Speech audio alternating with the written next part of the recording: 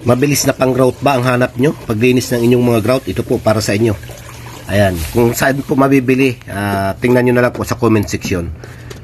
Ang diskarte po niyan, yung tools na yan, ang tawag po dyan ay rubber float for tile grout. Ayan po ang tawag dyan. Kahit i-search nyo po sa makikita nyo po sa link sa baba ng video. Ayan, napakabilis po. Siyempre po pahidan muna natin. At ang diskarte po dyan, para hindi gaano maraming pinghole, maraming butas-butas ang ating mga grout, kailangan, kung nakita nyo po yun sa may bandang taas, medyo pumuputi-puti na siya, patuyo na. Saka nyo po punasan yung rubber float na pang grout. Ayan, sigurado po walang pinghole yan at pantay-pantay yung inyong pagka-grout.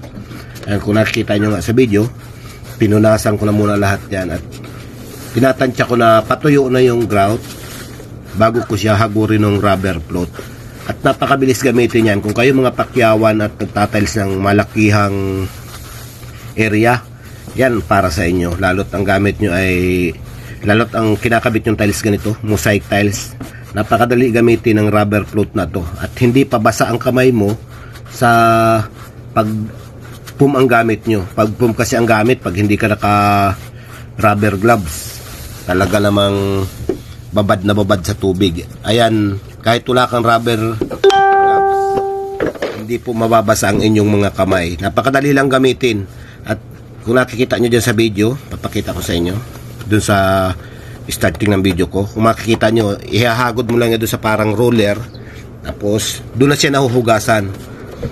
Ayan, kung makikita nyo, hinagod ko, tapos mga ilang pahid, babasain nyo na naman, tapos pagulungin nyo rin sa roller. Ayun, napakadali lang. Tanyo naman, isang pahid mo lang, halos malinis na yung ating mga tiles. Tanggal na yung grout. Napakadali siya gamitin, kaya kung pakyawang kayo, sure na sure, mapapadali ang inyong mga trabaho.